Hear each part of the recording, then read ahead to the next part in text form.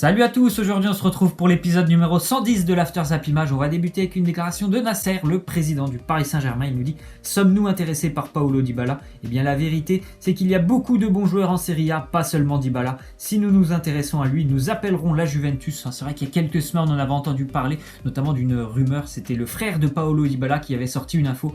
Paulo Dybala allait rejoindre le Paris Saint-Germain dans les prochaines années, tout simplement pour remplacer Neymar lorsque Neymar aura décidé de partir, vraisemblablement pour rejoindre le Real Madrid, mais bon, on n'en a encore pas de là, mais en tout cas Paulo Dybala c'est vraiment une des cibles du Paris Saint-Germain, et pourquoi pas, on ne sait jamais, l'année dernière on ne s'attendait pas au début du mercato à voir Neymar arriver, pourquoi pas à l'été prochain une arrivée qui serait quand même assez surprenante de Paulo Dybala à Paris, mais en tout cas ouais, pourquoi pas, parce que le PSG nous a quand même habitués à pas mal de surprises ces dernières années. Ensuite on voit que le Paris Saint-Germain aurait fixé le prix de Lucas à 40 millions d'euros, ce qui peut quand même freiner pas mal de clubs de Ligue 1. Je crois qu'il y avait le FC Nantes et l'OGC Nice qui étaient intéressés par Lucas, donc déjà 40 millions d'euros c'est pour le vendre, donc à mon avis aucun club de Ligue 1 souhaitera mettre 40 millions d'euros sur Lucas. Bien sûr il n'y a que des clubs de première ligue qui sont capables de mettre 40 millions d'euros pour Lucas, et ça tombe bien parce que Lucas il souhaite absolument jouer en première ligue. Il y a Manchester United qui est très intéressé, Liverpool aussi est très intéressé par le profil de Lucas, donc bon vraisemblablement ça sera la dernière année pour Lucas en France et du côté de Paris. On continue donc avec une déclaration de Thiago Silva sur Cavani. Il nous dit: Cavani doit faire des efforts pour retrouver sa place, il est très professionnel et il travaille à part, je crois qu'il va être avec nous le plus vite possible. Cavani n'était pas du groupe qui s'est déplacé ce week-end à Rennes en Coupe de France, voilà, parce qu'il était arrivé en retard lors de la reprise des entraînements un petit peu plus tôt en janvier, la reprise des entraînements du côté de Paris, donc il a été sanctionné tout simplement, il n'était pas dans le groupe lors du déplacement. Je pense qu'il sera dans le groupe, je crois que le PSG joue, il me semble que c'est demain que le PSG joue en Coupe de la Ligue, donc il me semble que voilà, il sera dans le groupe, de retour dans le groupe. Cavani, quelqu'un qui travaille énormément sur le terrain et énormément aussi à l'entraînement. Ensuite on voit que Malaga a refusé une offre de 750 000 euros en provenance de Bordeaux pour Paul Bass, ancien joueur de Ligue 1, passé par Nice notamment, milieu de terrain avec un très très beau coup de pied, Paul Bass, très bon joueur techniquement on va dire. Après bon voilà, ses qualités physiques c'est pas vraiment ça, mais en tout cas c'est un très bon joueur, il sait très bien utiliser le ballon. Bordeaux va certainement reformuler une nouvelle offre. Ensuite on voit un petit tweet entre SoFoot, un magazine qui parle exclusivement de football, et l'US Granville, le club qui a éliminé Bordeaux ce week-end. SoFoot a dit: franchement au vu de la situation c'est plutôt l'exploit de Bordeaux qui a terminé le match à 8 en n'encaissant que 2 buts, et Granville a dit oui, ils ont essayé de terminer le match à 7 pour faire annuler tout simplement ce match, mais même ça ils ne l'ont pas réussi. Tout ça c'est un petit peu ironique concernant les Girondins de Bordeaux. Ensuite une déclaration de Joao Moutinho, il nous dit: j'essaye moi aussi de tout donner en retour, la prolongation, j'espère continuer ici à faire de grandes choses avec ce club. Et il se sent bien à Monaco, Moutinho, lui aussi il est arrivé depuis quelques années déjà en provenance de Porto, et il se sent bien au milieu de terrain. Lui il est vraiment fidèle à Monaco, il ne quitte pas le club, il se sent bien, il a envie d'une prolongation là-bas, donc voilà, c'est vraiment une bonne nouvelle pour l'AS Monaco. On continue avec West Bromwich qui a proposé à Marseille une offre de 19 millions d'euros pour Zambo Anguissa, le milieu de terrain marseillais.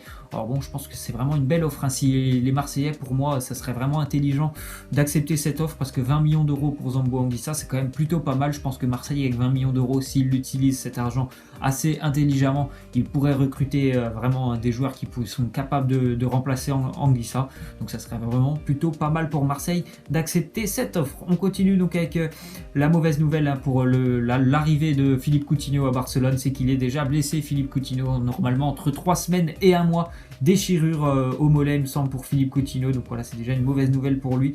Le Barça qui en général ça fait la deuxième grosse arrivée avec celle d'Ousmane Dembélé, où les joueurs arrivent déjà blessés, où ils font un match ils sont déjà blessés, donc c'est assez dommageable pour le Barça. En tout cas bon, la bonne nouvelle c'est que voilà, il est là, Philippe Coutinho. Maintenant, il y a 3 semaines où il va pouvoir essayer un petit peu de s'acclimater avec ses nouveaux coéquipiers, puis il arrivera sur les terrains normalement à la fin du mois de janvier. On continue donc avec une déclaration de Josep Maria Bartomeu, c'est le président du Barça. Il nous dit: pour des raisons contractuelles et à la demande de Liverpool, nous ne pouvons pas fournir de chiffres, mais oui, il y a eu une baisse très importante du prix, donc je pense que dans quelques jours on en apprendra un petit peu plus sur le prix officielle du transfert de Philippe Coutinho. On sait tous que c'est à peu près dans les 150-160 millions. Visiblement, entre Liverpool et le Barça, il y a eu des échanges et le prix aurait un petit peu baissé. Donc bon, il aura certainement pas baissé énormément, mais pourquoi pas peut-être en fait que le prix de Coutinho sera simplement à 130 millions d'euros. On verra ça dans les prochains jours. Ensuite, on voit une déclaration de Coutinho. Il nous dit: c'est un rêve devenu réalité. Je veux maintenant jouer ici, gagner des titres et rendre heureux les supporters. Je suis très heureux de pouvoir côtoyer mes idoles, Messi, Suarez ou Andrés Iniesta, et de pouvoir apprendre d'eux. Donc voilà, je pense que c'est vraiment le transfert qui va être le plus intéressant à suivre et qui est maintenant assez fait. Donc c'est officiel, c'est le plus gros transfert pour moi, je pense, de ce mercato hivernal. L'arrivée de Philippe Coutinho du côté de Barcelone. Ça fait tellement longtemps qu'il a envie de rejoindre de Barcelone. Après voilà, il a fait quand même le début de saison avec Liverpool et il a joué à fond le début de saison, je trouve. Donc c'est vraiment tant mieux pour lui, il est heureux de rejoindre le Barça, et tant mieux parce que voilà, pour Liverpool ça devenait quand même assez néfaste pour les autres joueurs, parce qu'on entendait surtout parler de ça et on ne parlait pas beaucoup des joueurs de Liverpool. Donc voilà, ce transfert est officiel et tant mieux pour Philippe Coutinho. Ensuite, on voit que le Barça offre déjà à Griezmann le deuxième plus gros salaire du club. Donc visiblement le Barça ne s'arrête plus sur le mercato, il souhaiterait aussi faire venir Antoine Griezmann. Donc ça sera plutôt normalement sur le mercato estival, à moins qu'il y ait une très grosse surprise, est-ce que ça se fasse sur ce mois de janvier. Mais en tout cas, on apprend que si Griezmann vient du côté de Barcelone, ça sera lui le meilleur, le deuxième joueur le mieux payé du Barça, derrière bien sûr Lionel Messi, mais à hauteur de Luis Suarez, avec 15 millions d'euros quand même annuels. Bien sûr, c'est quand même assez intéressant pour Griezmann. Après voilà, il y a aussi Manchester United qui est toujours très intéressé par Antoine Griezmann. On verra tout ça normalement au mercato estival. Et il faut savoir aussi que l'Atlético n'a pas trop envie de le vendre, mais bon, sa clause elle est à 100 millions, donc forcément si un club arrive avec 100 millions, ils vont être obligés de laisser partir Antoine Griezmann. Ensuite, on voit une déclaration de Marcelo, le latéral du Real Madrid. Il nous dit: nous sommes tristes, c'est l'une des pires situations que j'ai connues, ce n'est pas un problème d'attitude, nous allons essayer de mieux faire les choses, il n'y a pas d'autre remède que de lutter, que de courir. Et hier, je vous avais déjà fait part de sa dernière déclaration, qu'il avait dit tout simplement qu'il n'arrivait pas à faire mieux du côté du Real Madrid. Bon voilà, déjà il a un petit peu changer sa version parce que ça allait pas plaire certainement aux supporters. Nous n'arrivons pas à faire mieux. C'est vrai que quand tu joues au Real, mais dire que tu n'arrives pas à faire mieux. Donc voilà, ils vont bien sûr essayer de travailler. Il faut que tout le monde travaille du côté du Real pour trouver une solution. Là, ça commence vraiment à être une saison compliquée pour eux. Ils sont déjà très loin au classement de la Liga. Ils sont seulement 4e en plus de ça. Donc c'est vraiment une place de barragiste pour le moment pour les qualifications de la Ligue des Champions. Donc c'est assez compliqué. Il faut que tous les joueurs se remettent en question. Il faut aussi certainement que Zidane se remette en question, parce qu'il n'y a pas que les joueurs, il y a certainement aussi un petit peu les choix de l'entraîneur qui ne sont pas bons du côté de Madrid. On continue donc avec Samir Nasri qui a reçu une proposition de contrat des Tigres, le club d'André-Pierre Gignac, et aussi le Sporting et l'Olympiakos qui sont également intéressés. Il est arrivé, il me semble, cet été du côté de la Turquie, d'Antalyaspor. Bon, franchement, je peux pas vous dire ce qu'il fait à Antalyaspor. Je me suis pas du tout renseigné. Si vous savez un petit peu comment ça se passe pour lui là-bas, n'hésitez pas à me le laisser en commentaire. Visiblement, il y a pas mal de clubs intéressés par Nasri. Ensuite, on voit une déclaration d'Abid Ali. Il nous dit: je sais pas si je dois dire ça, mais avec le mondial 2010 qu'on a fait, on aurait dû laisser les Irlandais y aller. Oui, c'était après la main de Thierry Henry lors des matchs des barrages contre l'Irlande, de la France qui s'était qualifiée. Puis voilà, le mondial 2010 a été un fiasco, ils n'étaient pas descendus du bus. Je sais pas si vous vous souvenez un petit peu de tout ça, notamment des échanges entre Patrice Evra et l'entraîneur adjoint et le préparateur physique Raymond Domenech sur le terrain. Il avait jeté son sifflet, c'était n'importe quoi. Donc même moi je me le dis que franchement la France aurait dû laisser l'Irlande aller à ce mondial en 2010.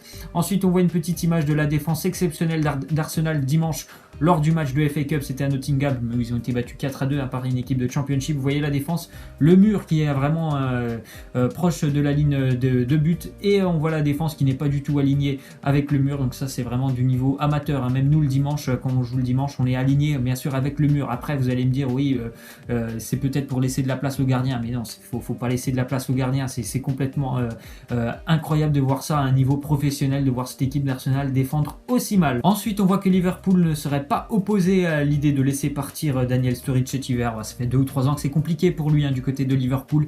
Il n'a pas énormément de temps de jeu, il y a pas mal de bons joueurs en plus, même de très bons joueurs, Salah, Mané, Firmino.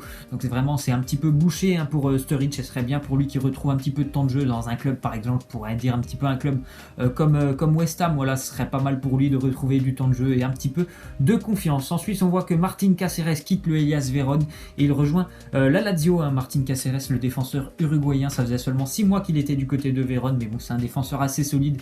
C'était assez surprenant déjà le choix de le voir rejoindre le Hellas Vérone. En tout cas, il rejoint maintenant la Lazio qui est 4e en Serie A. Et on va terminer avec la question de fin. Vous voyez cette image de Philippe Coutinho. Donc ma question de fin, c'est tout simple. Je vous demande de me laisser en commentaire l'organisation offensive du Barça. Comment vous allez faire jouer Philippe Coutinho dans cette organisation où il y a quand même beaucoup de monde au Barça. Bien sûr, ne prenez pas en compte les rumeurs d'Antoine Griezmann. Je vous parle seulement de Coutinho, Messi, Suarez, Dembélé. Voilà, si vous voulez en mettre d'autres à leur place, ce qui m'étonnerait. Mais je vous demande surtout l'organisation, comment ça va s'organiser, tout ça. Bien sûr, je pense autour de Messi. Voilà, c'est la fin de cet After Zap Image. J'espère que ça vous aura plu. N'hésitez pas à lâcher des likes, à vous abonner. Moi, je vous laisse et je vous dis à la prochaine. Ciao!